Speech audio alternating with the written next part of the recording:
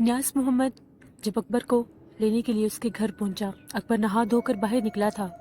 तभी न्याज़ मोहम्मद ने अकबर से कहा, चलो मेरे साथ चलना है। अकबर ने कहा, जी ठीक है, मुझे 1 मिनट की मोहलत दें, मैं अपना कोट पहन लूं। बाबर अली गेट के पीछे छुपे अकबर और न्याज़ मोहम्मद की बातें सुन रहे थे। तभी बाबर अली ने फौरन कहा, रुको बेटा, मैं तुम्हारा कोट ला रहा हूँ। तभी बाबर अली ने अकबर को कोट थमाया। अकबर ने कोट पहना तो अकबर ने बाबर अली का न्याज़ मोहम्मद से तारुफ करवाया। बाबर अली ने न्याज़ मोहम्मद से कहा कि अगर आप कहीं तो मैं भी आपके साथ चलता हूँ, जिस पर न्याज़ मोहम्मद का ये कहना था, नहीं, अब अकबर अकेला नहीं, हम इसके साथ हैं। तभी वो दोनों खाली घर की तरफ रवाना हो गए। अकबर ने न्याज़ मोहम्मद से कहा, क्या मैं गाड़ी निकाल लूं? तो न्याज़ मोहम्मद ने ये कहा, नहीं, हम पैदल जाएंगे। जो ही अकबर और न्याज़ मोहम्मद खाली घर की तरफ बढ़े, न्याज़ मोहम्मद ने धमाल डालना शुरू कर दी। वो इस तरह से रक्स करता हुआ जा रहा था जिस तरह से कवाली पर मलंग रक्स करते हैं। अकबर को बहुत ज़्यादा शर्मिंदगी महसूस हो रही थी। वो एक पढ़ा लिखा नौजवान लड़का था और इलाके में इसकी अच्छी खासी इज्जत भी थी। न्याज़ मोहम्मद के इस अंदाज पर वो शर्मिंदा हो रहा था। लोग गाड़ियां रोक रोक कर न्याज़ मोहम्मद को धमाल डालते देख रहे थे। जो ही अकबर उससे थोड़ा पीछे होने लगता, न्याज़ मोहम्मद अकबर का हाथ पकड़कर उसको आगे कर लेता। यहाँ तक कि धमाल डालते डालते वो खाली घर तक पहुंच गए। जो ही वो खाली घर के सामने पहुंचे, न्याज़ मोहम्मद ने जोरदार नारा लगाया, हक का नारा लगाया, और फिर जोरदार धमाल डालना शुरू कर दी। अकबर बहुत हैरान हो रहा था न्याज़ मोहम्मद के इस अंदाज पर। तभी न्याज़ मोहम्मद ने अकबर से पूछा, बाबा की दी हुई निशानी तुमने बाजू पर बांधी है? जिस पर अकबर का ये कहना था, जी मैं बांध चुका हूँ। न्याज़ मोहम्मद ने अपनी तसल्ली की और उसको देख लिया। तभी न्याज़ मोहम्मद ने कुछ पढ़कर खाली घर पे लगे उस कफल पर हाथ रखा और वो ताला खुल गया। जो ही न्याज़ मोहम्मद और अकबर उस घर में दाखिल हुए, वहाँ फर्श पर इस तरह से रेत जमी हुई थी जिस तरह यहाँ पर कोई नहीं रहता। वो खाली घर था। अकबर और न्याज़ मोहम्मद ने इधर उधर देखा। न्याज़ मोहम्मद ने अकबर से कहा, मेरे साथ आओ। तभी वो घर के दहलीज को क्रॉस करते हुए लॉन में जाकर बैठ गए। वहां पर न्याज़ मोहम्मद ने कुछ पढ़कर एक दायरा बनाया। दायरा बनाकर उस दायरे में बैठ गया और अकबर से कहा कि मेरे पीछे बैठ जाओ। अकबर ने कहा, ये तो लॉन है, घर तो अंदर है। जिस पर न्याज़ मोहम्मद का ये कहना था, तुम आराम से बैठ जाओ, वो खुद बाहर आएगा। जो ही न्याज़ मोहम्मद और अकबर उस दायरे में बैठे, न्याज़ मोहम्मद ने कुछ पढ़कर उस दायरे पर हिसार बांध दिया था और अकबर को ये तनबीह की थी कि यहाँ से बाहर नहीं निकलना। अभी वो लोग कुछ पढ़ ही रहे थे कि उनको ऐसा महसूस हुआ कि घर का मेन दरवाजा, सदर दरवाजा किसी ने खोल कर देखा है। तभी अकबर ने कहा कि मुझे ऐसा लगा है कि इस दरवाजे को खोलकर किसी ने देखा है। न्याज़ मोहम्मद ने कहा, खामोश होकर बैठ जाओ, वो अभी सामने आएगा। तभी भागता हुआ सैदपुर का जिन नीलम के पास गया और नीलम को ये कहा कि वो बाहर आ गया है। नीलम ने कहा, कौन? तो उसने ये कहा कि अकबर और उसके साथ इमली वाले बाबा का वो चेला भी है। याद रखो, ये दोनों मेरा कुछ नहीं बिगाड़ सकते। जिस पर नीलम ने कहा, तुम्हें खुदा का वास्ता है अकबर को कुछ मत कहना। सैदपुर के जिन ने कहा, याद रखो, तुम मेरी हो, मैं तुम्हें किसी कीमत पर भी न ले जाने नहीं दूंगा। इन दोनों को तो मैं अभी चुटकियों में तमाम करके आता हूँ। नीलम ने सैदपुर के जिन को धमकी दी कि मैं खुदकुशी कर लूंगी अगर तुमने अकबर से कुछ कहा तो, या अकबर को कोई नुकसान पहुंचाया। सैदपुर के जिन ने एक कहका लगाया और नीलम से ये कहा, तुम्हारा खुदकुशी पर कोई इख्तियार नहीं, मैं तुम्हें मरने नहीं दूंगा। चुपचाप इस कमरे में बैठी रहो और याद रखो, मुझे कुछ नहीं होगा। इस कमरे से तब तक बाहर ना आना जब तक मैं तुम्हें ना कहूँ। और ये कहता हुआ तेजी से वो बाहर निकला और उसने नीलम को इस कमरे में बंद कर दिया। जो ही सैदपुर का जिन काले बिल्ले के रूप में उस कमरे से बाहर आया तो आकर सेहन क्रॉस करते हुए घर के मेन दरवाजे से बाहर निकलता हुआ लॉन में आ गया। तभी न्याज़ मोहम्मद ने मुस्कुराकर कहा, आ गए हो तुम? सैदपुर का जिन उस वक्त काले बिल्ले के रूप में था। वो न्याज़ मोहम्मद और अकबर के सामने आकर बैठ गया और अपनी सुर्ख सुर्ख आंखों के साथ उन्हें घूरने लगा। उसकी आंखों में इस तरह अंगारे थे जैसे उनमें आग जल रही है। तभी न्याज़ मोहम्मद ने कुछ पढ़कर उसके ऊपर फूंका तो वो जोरदार धमाके से पीछे जाकर गिरा। अब काले बिल्ले की वार की बारी थी। काले बिल्ले ने एकदम छलांग लगाई और उनके ऊपर इस तरह से महसूस हुआ कि कोई चीज गिरी है। न्याज़ मोहम्मद ने जब देखा तो 60 फीट की दूरी पर कुछ पत्थर थे। फिर एकदम से काले बिल्ले ने उनके ऊपर पत्थर बरसाना शुरू कर दिए। न्याज़ मोहम्मद ने भी काले बिल्ले पर पत्थरों से ही वार किया था। वो पत्थर काले बिल्ले के पुश्त पर लगते थे तो वो उनसे बचता हुआ पीछे जाने लगा। काले बिल्ले ने अपनी वार की बारी में न्याज़ मोहम्मद और अकबर पर बड़े बड़े पत्थर फेंके थे। अकबर बिल्कुल ढारस बांधे न्याज़ मोहम्मद के पीछे बैठा था। न्याज़ मोहम्मद ने कहा था, डरने की जरूरत नहीं। जब काले बिल्ले का वार खत्म हुआ तो उन दोनों के दरमियान बड़े बड़े पत्थरों की एक लाइन लगी हुई थी। अगर वो पत्थर किसी इंसान के सर पे लगते तो हो सकता है उसका सर फट जाता। अब बारी थी न्याज मोहम्मद की। न्याज मोहम्मद ने एकदम कुछ पढ़कर काले बिल्ले की तरफ फूंक मारी तो काले बिल्ले के चारों तरफ बड़े बड़े चूहे नमूदार हो गए। उन चूहों ने काले बिल्ले का जिस्म काट काट कर खाना शुरू कर दिया। वो कभी उछल कर इधर जाता था तो कभी उछल कर इधर। जितना हो सकता था उसने चूहों के साथ हमला किया। यहाँ तक के चंद ही चूहे रह गए थे। बिल्ली चूहे का ये खेल अकबर और न्याज मोहम्मद बाखुशी देख रहे थे। यहाँ तक के काले बिल्ले के जिस्म से खून रिसने लग गया। तभी उसने एकदम उन चूहों ने काले बिल्ले का जिस्म जख्मी कर दिया था। वो निढाल होकर एक कोने में बैठ गया। उसके जिस्म से खून रिस रहे थे, उसके कान भी कट चुके थे। तभी एकदम काले बिल्ले ने अपने उन सारे खून रिश्ते जख्मों को चाटना शुरू कर दिया। जो ही वो जख्मों को चाटता जा रहा था, एकदम से वो सारे जख्म भरने लग गए और काला बिल्ला फिर खड़ा हुआ। उसने अंगड़ाई ली और घूर कर न्याज मोहम्मद और अकबर की तरफ देखा। तभी उसने काले बिल्ले ने हवा में एक छलांग लगाई तो एक भयानक अजदहा ने आसमान की तरफ से बढ़ना शुरू कर दिया। वो इस तरह से न्याज मोहम्मद और अकबर की तरफ बढ़ रहा था जैसे अभी उन्हें खा जाएगा। तभी न्याज मोहम्मद ने कुछ पढ़कर हवा में फूका तो वो अजदहा जो था उनसे 7 फीट की दूरी पर इस तरह से खड़ा हो गया जैसे पत्थर था। वो चाहकर भी उनके करीब नहीं आ पा रहा था। वो उनके गिर्द गोल गोल चक्कर काट रहा था। तभी एकदम जब न्याज मोहम्मद ने कुछ और पढ़कर उसके ऊपर फूका तो वो हवा में गायब हो गया। अब बारी थी न्याज मोहम्मद की। न्याज मोहम्मद ने एकदम हवा में कुछ पढ़कर हाथ लहराया तो वहां पर एक बहुत बड़ी लाठी नमूदार हुई। न्याज मोहम्मद ने लाठी को हुक्म दिया कि इस काले बिल्ले की कमर तोड़ दो। वो लाठी उस बिल्ले के ऊपर बरसना शुरू हो गई, यहाँ तक कि उसकी खूब धुलाई हुई। फिर न्याज मोहम्मद ने अकबर से पूछा, क्या इतना काफी है? अकबर ने कहा, नहीं, इसकी और धूल बननी चाहिए। तभी वो लाठी काफी देर उस पर बरसती रही। जब काला बिल्ला इधर उधर अपनी जान बचाकर भाग रहा था तभी वो निढाल होकर गिर गया। तभी न्याज मोहम्मद ने लाठी से ये कहा, अच्छा चलो बस करो। तो लाठी गायब हो गई। काला बिल्ला बहुत निढाल था। उसने हर मुमकिन कोशिश की कि न्याज मोहम्मद और अकबर को वो भी शिकस्त दे। तभी उसने एकदम अपने मुंह से आग के जलते हुए शोले निकाले, लेकिन वो आग न्याज मोहम्मद और अकबर को छू भी ना सकी और गायब होगी। तभी न्याज मोहम्मद ने पढ़कर अपना आखिरी वार किया तो एक बहुत भयानक गधे के साइज का काला कुत्ता वहां पर नमूदार हो गया, जिसकी बहुत लंबी जुबान थी। वो कुत्ता गुर्रा रहा था और काले बिल्ले के पीछे पड़ गया। अब वो कुत्ता काले बिल्ले को खाने की तैयारी में था, यहाँ तक कि वो भागते भागते उन दोनों की नजरों से ओझल हो गए। न्याज मोहम्मद देख पा रहा था कि काला बिल्ला दरख्त पर चढ़ गया है अपनी जान बचाने के लिए। काफी देर गुजर गई। अकबर ने न्याज मोहम्मद से कहा, आखिर वो कहाँ गायब हो गया? न्याज मोहम्मद ने कहा, मैं देख पा रहा हूँ, काला बिल्ला अपनी जान बचाने के लिए दरख्त पर चढ़ा हुआ है और कुत्ता उसके इंतजार में नीचे है। तभी एकदम कुत्ता गायब हो गया और काला बिल्ला उनके सामने नमूदार हो गया। काले बिल्ले ने न्याज मोहम्मद से कहा, बोलो क्या चाहते हो? तो न्याज मोहम्मद ने ये कहा, मैं चाहता हूँ तुम यहाँ से चले जाओ और उस लड़की की जान बख्श दो। न्याज मोहम्मद ने कहा, तुम देख चुके हो, मैं तुम्हारा मुकाबला कर सकता हूँ। ऐसा ना हो कि मैं तुम्हें भस्म कर दूं। बेहतर यही होगा कि नीलम को छोड़ दो। तभी काले बिल्ले ने कहा, ठीक है। अभी वो पीछे पलटा ही था, एकदम काला बिल्ला घर में गया और गायब हो गया। तो बाहर नीलम आ गई। जो ही अकबर ने नीलम को दरवाजे पर खड़ा देखा, उसने न्याज मोहम्मद की कोई परवाह नहीं की और भागते हुए नीलम की तरफ बढ़ा। जो ही उसने नीलम का हाथ पकड़ा, वो हिसार से बाहर आ चुका था। वहां पर नीलम खड़ी थी। जो ही उसने नीलम ने अकबर को देखा, वो घर के अंदर चली गई। न्याज मोहम्मद ने अकबर से कहा, रुक जाओ, ये नीलम नहीं है, ये काले बिल्ले का छल था जो हमें दे रहा था। अब हिसार टूट चुका था, अब वो चाहकर भी कुछ नहीं कर सकता था। इमली वाले बाबा के उस सिपाही को हथियार फेंकना पड़े। उनकी जो बाजी थी, वो जो जीत गए थे, वो शिकस्त में बदल चुकी थी। अब वो चाहकर भी कुछ नहीं कर सकते थे क्योंकि अकबर ने सारा खेल बिगाड़ दिया था। तभी न्याज मोहम्मद ने फौरन से पहले अकबर का हाथ पकड़ा। अगर वो 1 मिनट भी वहां पर रुकते तो काला बिल्ला उन्हें जान से मार देता। वो अकबर का हाथ पकड़ता वहां से भाग खड़ा हुआ और उसने अकबर से ये कहा कि तुमने बहुत बड़ी गलती की। वो काला बिल्ला नीलम का रूप लेकर आया था ताकि तुम हिसार से बाहर आ सको। अकबर ने कहा, मैं नहीं जानता मुझे क्या हो गया था। जब मैंने एकदम नीलम को देखा, मुझे ये लगा वो मुझे बुला रही है। अकबर बहुत ज्यादा परेशान था।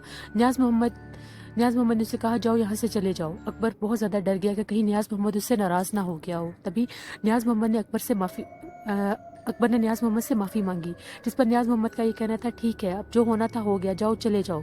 अकबर मायूस होकर घर आ गया। न्याज मोहम्मद इमली वाले बाबा के पास पहुंचे। इमली वाले बाबा को बहुत से गुस्सा आया। इमली वाले बाबा ने कहा कि तुम वहां पर अपने जलवे दिखाने बैठ गए थे, तुम्हें जिस काम के लिए भेजा था तुम वो नहीं कर सके। सबसे बड़ी बेवकूफ़ी, तुम उस लड़के को अपने साथ लेकर क्यों गए थे जब तुम जानते थे कि वो लड़का जज्बाती है, वो कुछ भी कर सकता है, फिर तुम उसे अपने साथ क्यों ले गए। अब तुम्हारी ये सज़ा है कि तुमसे मैं तुम्हारी ये ताकत छीन रहा हूँ, जाओ चले जाओ। नियाज़ मोहम्मद ने बहुत माफ़ी मांगी अपने मुर्शद से, मगर इमली वाले बाबा ने कुछ ना सुना और वहाँ से उठ के इमली वाले दरख्त के पीछे चले गए। नियाज़ मोहम्मद जानता था कि इमली वाले बाबा एक दफ़ा जो ठान लें वो कुछ नहीं कर सकते। नियाज़ मोहम्मद अपनी सज़ा भुगतने के लिए तैयार था।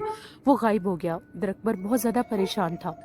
अकबर जब घर पे आया, अब अकबर ने डोर बेल बजाई, रास्ता ने दरवाज़ा खोला तो वो बहुत मायूस था। अकबर ने अपनी किस्मत पर रोना शुरू कर दिया। वो ये नहीं जानता था कि उसकी ज़रा सी गलती उससे नीलम को दूर कर देगी। अब कुछ नहीं हो सकता था। अकबर बहुत परेशान था, रो रहा था।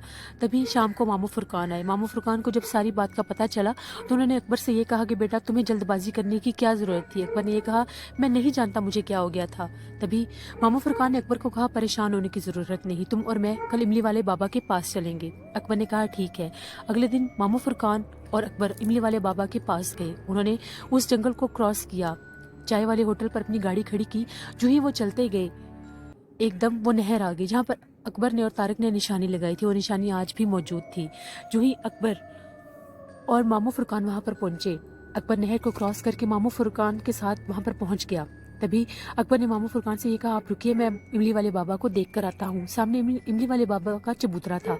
अकबर जो ही सीढ़ियों पर चढ़ने लगा, इमली वाले बाबा ने उदार हो गए। उन्होंने अकबर को इशारा किया रुक जाओ और अकबर से ये कहा जो तुम्हारे साथ आया है उसे भेजो। अकबर वहीं पर वापस हो गया और उसने मामू फुरकान को भेज दिया। मामू फुरकान एक बहुत दाना आदमी थे। वो आराम से गए।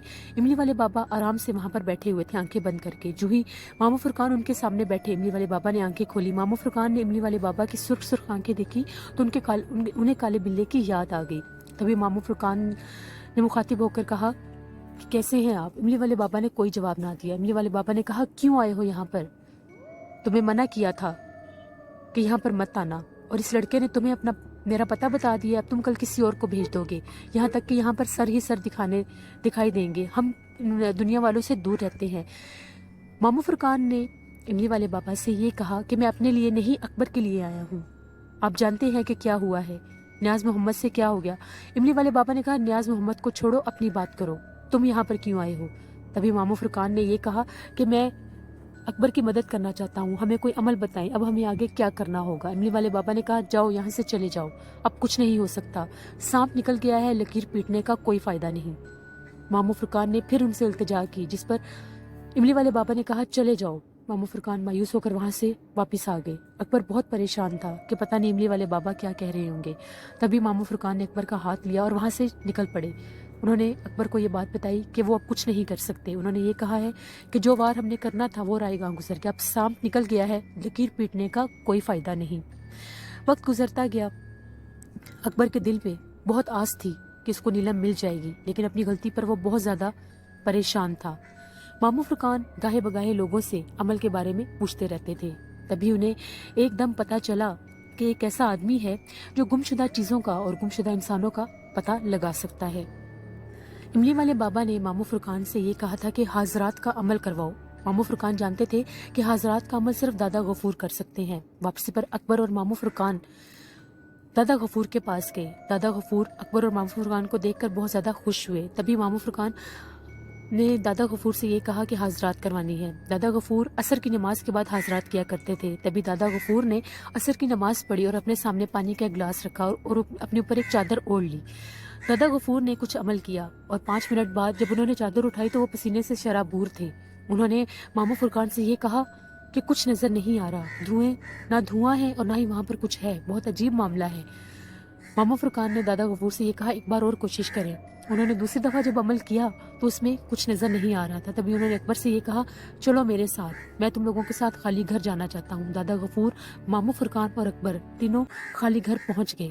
तभी अकबर ने दरवाज़ा खोल कर गेट को खोला तो मामू फुरकान, दादा गफूर और अकबर उस घर में दाखिल हो गए।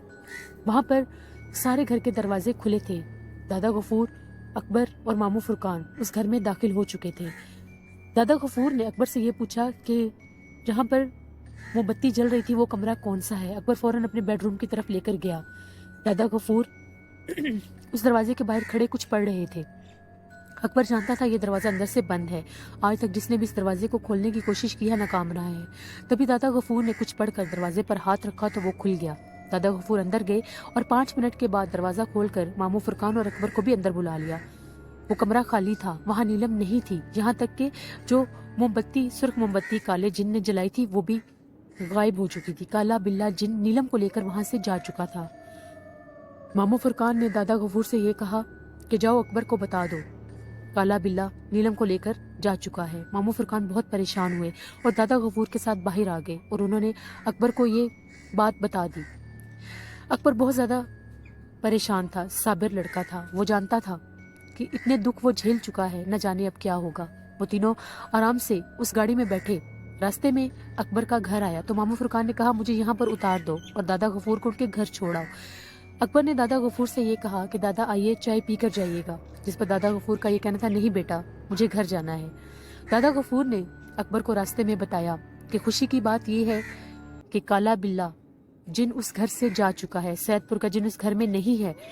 اکبر نے کہا، اکبر بہت خوش ہوا اور اس نے یہ کہا کیا وہ یہ گھر چھوڑ گیا ہے اور نیلم؟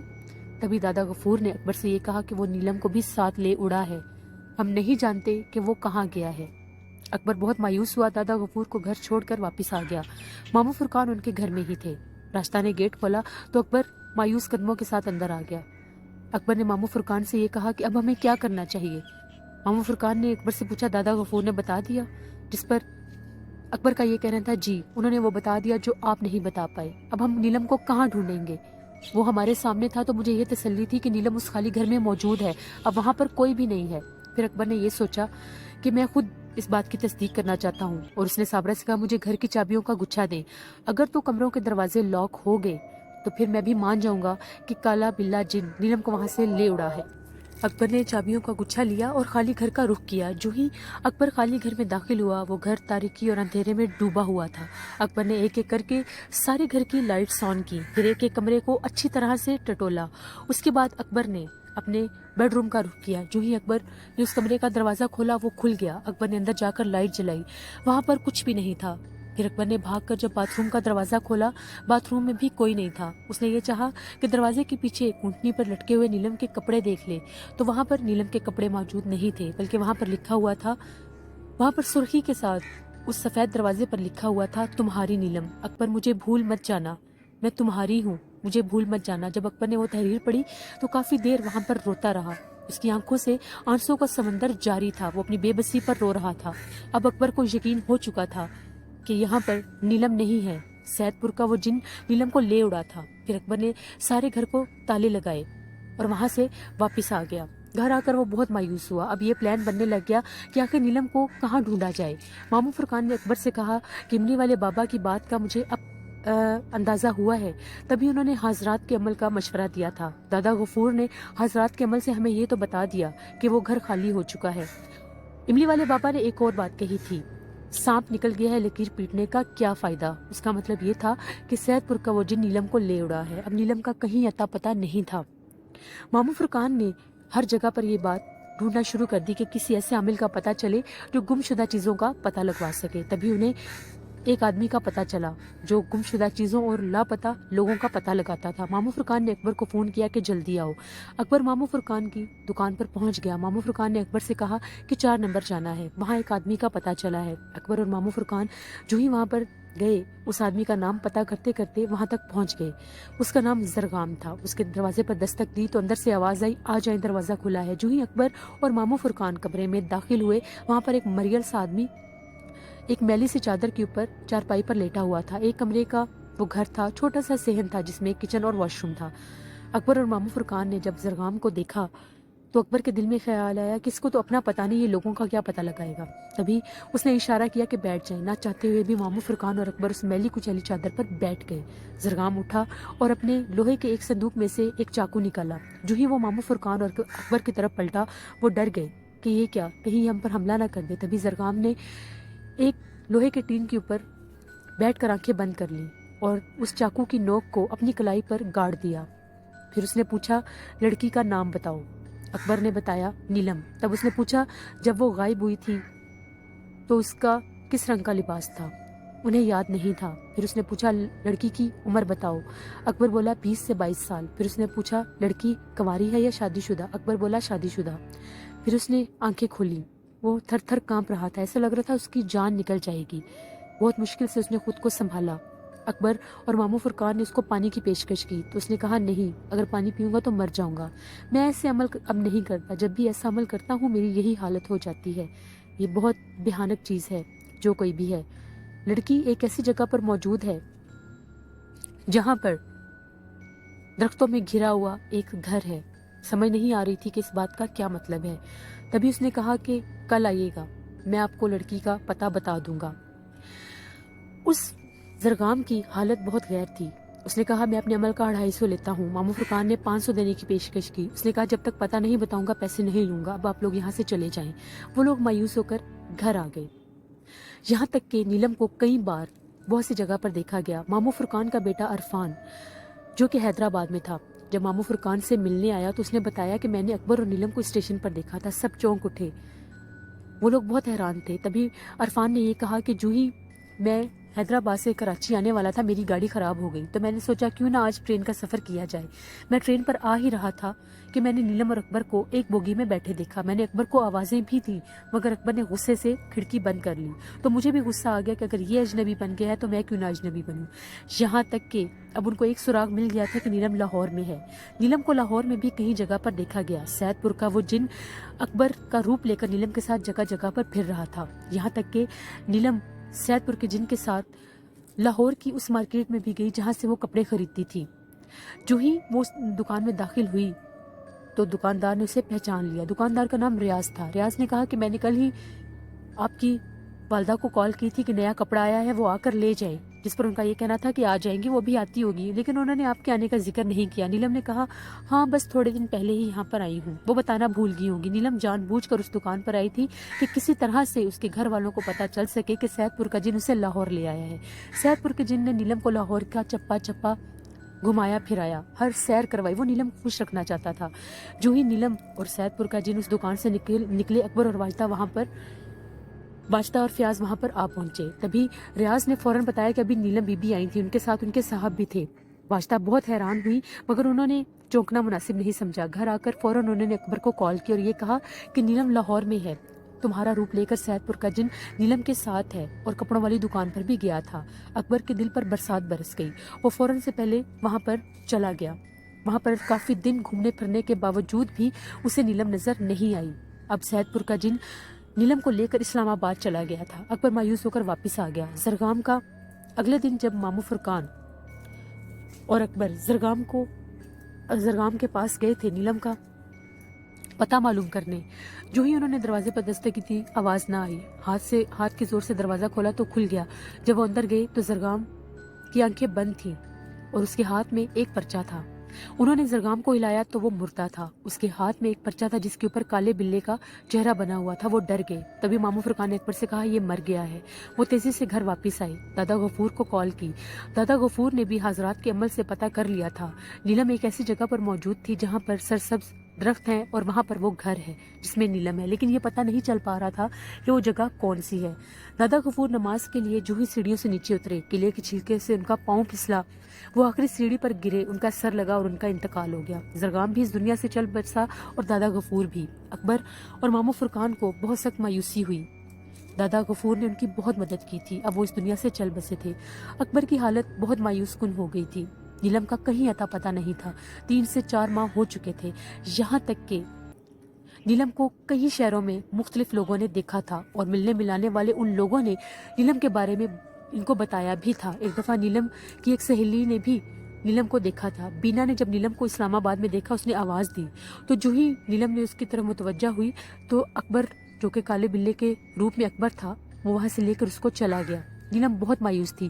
اب اسے پتہ چل گیا تھا کہ نیلم کی تلاش میں لوگ جگہ جگہ پر ہیں۔ وہ نیلم کو لے کر مری میں آ گیا تھا۔ مری میں اس نے ایک بنگلے کا رخ کیا جو کہ ایک کرنل کا بنگلہ تھا اور خالی رہتا تھا۔ کالا بلہ بہت خوش تھا کہ یہ شہر سے میلوں دور ہے، یہاں پر کوئی نہیں پہنچ سکتا، جبکہ زرگام اور دادا غفور نے یہ پیشین گوئی کی تھی کہ نیلم ایک ایسی جگہ پر موجود ہے جہاں پر درختوں سے گھرا وہ گھر ہے۔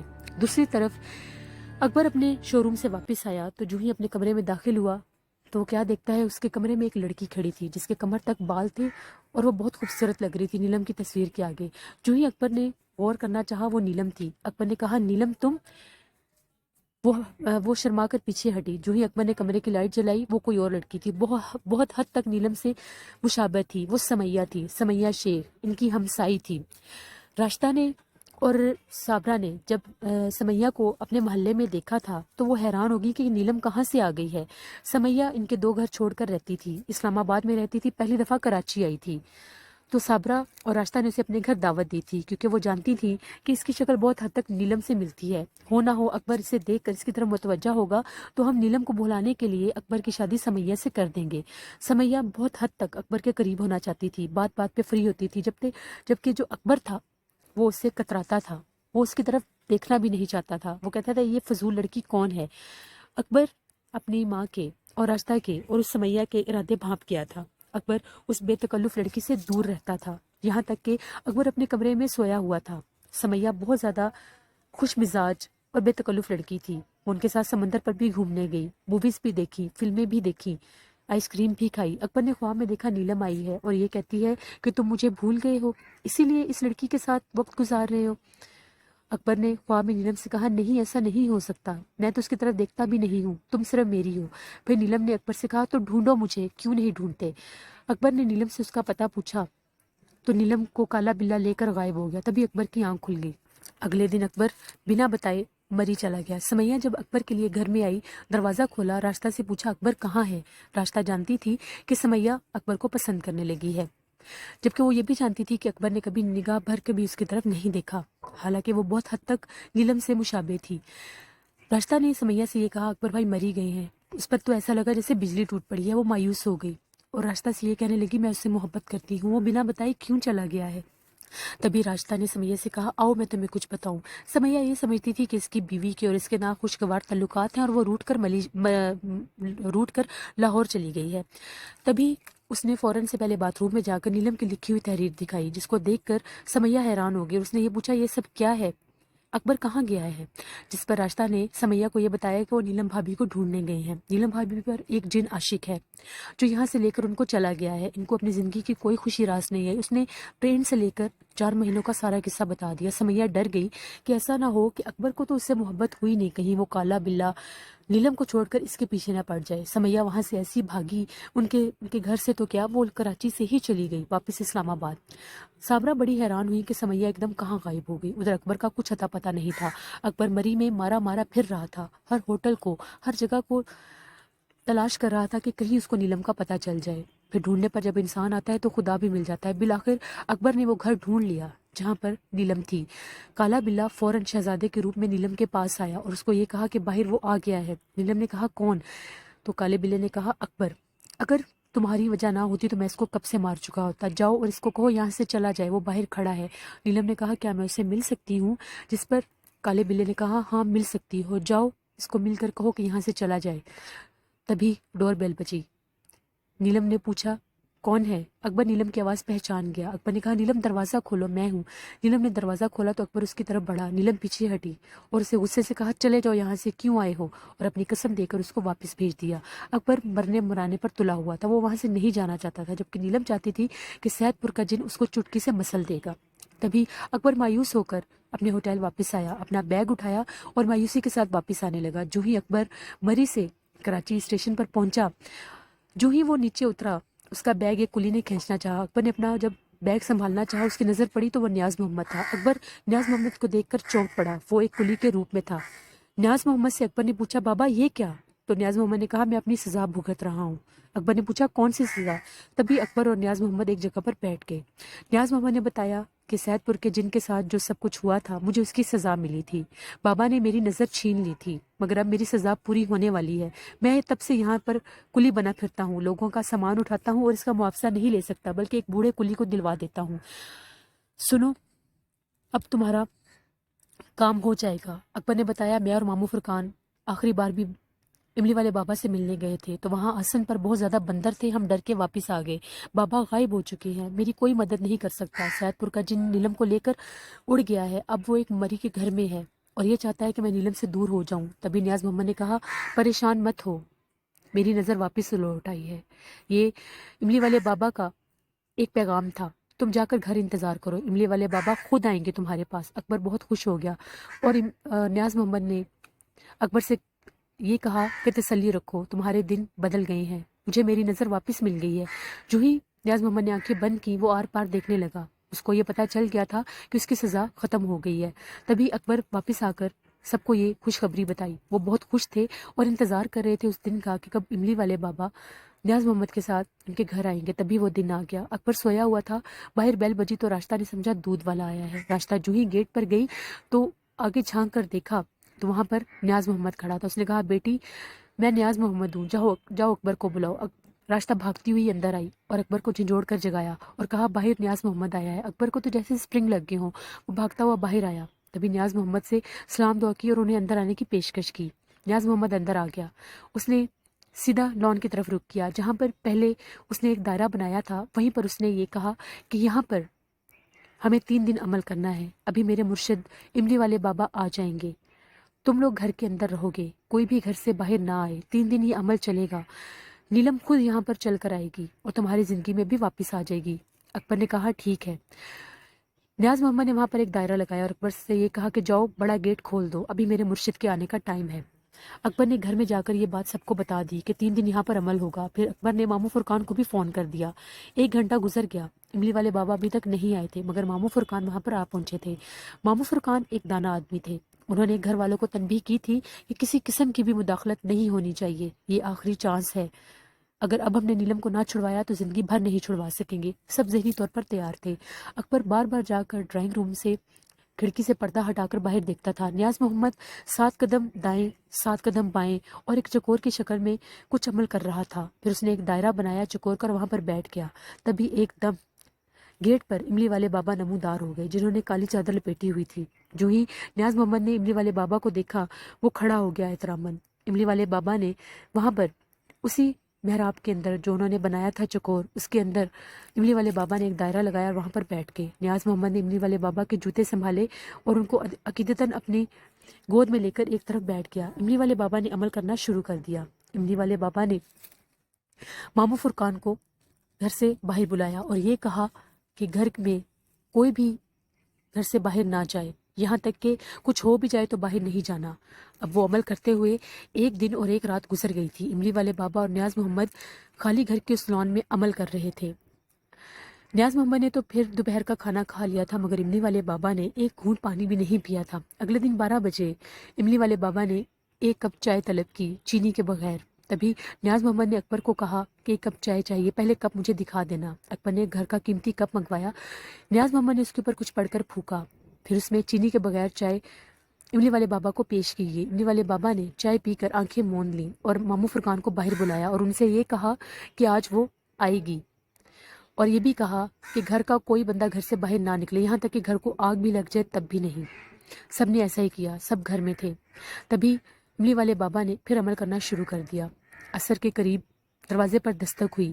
نیاز محمد سے یہ کہا گیا کہ ماموں فرقان کو بلاؤ۔ ماموں فرقان نے دروازہ کھولا تو وہاں پر نیلم کھڑی تھی۔ نیلم اس طرح سے تھی جیسے بت ہے۔ املی والے بابا نے ماموں فرقان سے یہ کہا کہ نیلم کے سر پر ٹھنڈا پانی ڈالو۔ نیلم پتھر کی بنی اس دروازے سے اندر آ گئی۔ ماموں فرقان نے اکبر سے یہ کہا کہ تم نیلم کو دیکھ کر باہر نہیں آؤ گے، چاہے کچھ بھی ہو جائے جب تک میں نہ کہوں۔ اکبر نے ٹھنڈے پانی کا جگ ماموں فرقان کو دے دیا۔ ماموں فرقان نے جو ہی نیلم کے سر پر ٹھنڈا پانی ڈالا، اس کے جسم سے دھوئیں نکلنے لگے اور ایسا لگ رہا تھا جیسے جلتے ہوئے توے پر پانی ڈالیں تو ایک چھن چھن کی آواز آتی ہے۔ ایک دم سے نیلم نیچے گر گئی۔ ماموں فرقان نے سنبھالتے ہوئے نیلم کو تھام لیا، اگر وہ ایک دم زمین پر گرتی تو اس کا سر پھٹ جاتا۔ تبھی نیاز محمد نے اور ماموں فرقان نے بے ہوش ہوئی نیلم کو اٹھا کر املی والے بابا کے آگے رکھ دیا۔ املی والے بابا نے ماموں فرقان سے یہ کہا 1 بالٹی کھولتا ہوا پانی چاہیے۔ ماموں فرقان کی ہدایت کے مطابق گھر میں آلریڈی پانی گرم ہو چکا تھا۔ تبھی ماموں فرقان پلاسٹک کی 1 بالٹی بھر کر پانی باہر لے کر آئے اور املی والے بابا کو دے دی۔ املی والے بابا ڈونگے کی مدد سے نیلم کے جسم پر پانی ڈال رہے تھے تو نیلم مچھلی کی طرح تڑپ رہی تھی۔ ماموں فرقان یہ منظر نہیں دیکھ پا رہے تھے۔ تھوڑی ہی دیر کے بعد ماموں فرقان اندر گئے۔ اکبر اندر تڑپ رہا تھا۔ ماموں فرقان نے اکبر سے کہا چلو میرے ساتھ۔ اکبر جا کر کمرے میں لیٹ گیا۔ تھوڑی دیر کے بعد ماموں فرقان باہر से अंदर आए और अकबर को ये कहा, आओ तुम्हें इमली वाले बाबा ने बुलाया है। अकबर खुशी से उठा और बाहर आया तो नीलम इमली वाले बाबा के पास बैठी थी और उसके पास बर्फ़ के ढेर लगे हुए थे।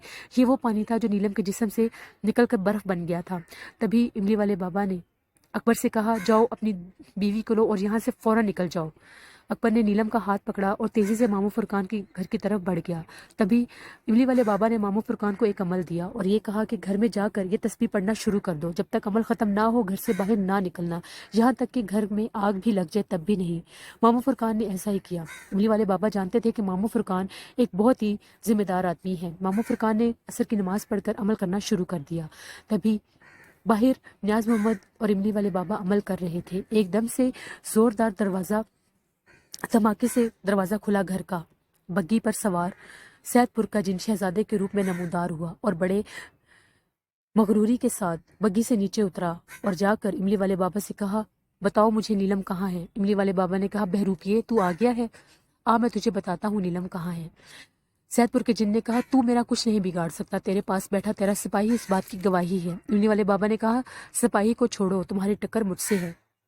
नीलम जिसकी थी उसके हवाले कर दी। अब तुम्हारी कब्र यहाँ पर बनेगी जहाँ पर मैं बैठा हूँ। तभी सैदपुर के जिन ने इमली वाले बाबा से ये कहा, कब्र किसकी बनेगी अभी बताता हूँ। सैदपुर के जिन ने एकदम अपने हाथ हवा में लहरा कर ज़मीन की तरफ इशारा किया। उसके जिस्म से भड़कता हुआ आग का शोला निकला और वो काले बिल्ले के रूप में आ गया। उस आग ने देखते ही देखते लॉन के सारे पौधों को अपनी लपेट में ले लिया, यहाँ तक कि वो आग भड़क उठी और पूरा घर आग की लपेट में आ गया। अंदर मामू फुरकान अमल जारी किए हुए थे। मामू फुरकान देख रहे थे कि घर के चारों तरफ आग बढ़ गई है, मगर वो घबराए नहीं। दूसरी तरफ बाहर इमली वाले बाबा और न्याज मोहम्मद अमल कर रहे थे।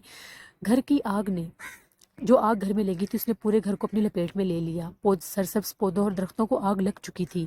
काला बिल्ला इत्मीनान से बैठा अपने अगले पाँव चाट रहा था। तभी इमली वाले बाबा उसी दायरे में खड़े हुए। उनकी आंखों में आग जल रही थी, वो आग जो उनके अंदर जल रही थी। तभी उन्होंने काले बिल्ले की तरफ घूर कर देखा। काले बिल्ले ने उनकी आंखों में आंखें डाली। जो ही काले बिल्ले ने इमली वाले बाबा की आंखों में आंखें डाली, उनकी आंखों से एक चमकती हुई बिजली निकलकर काले बिल्ले की आंखों में चली गई। काले बिल्ले ने ज़मीन पर तड़पना शुरू कर दिया। इमली वाले बाबा अपनी जगह पर पत्थर बने खड़े रहे।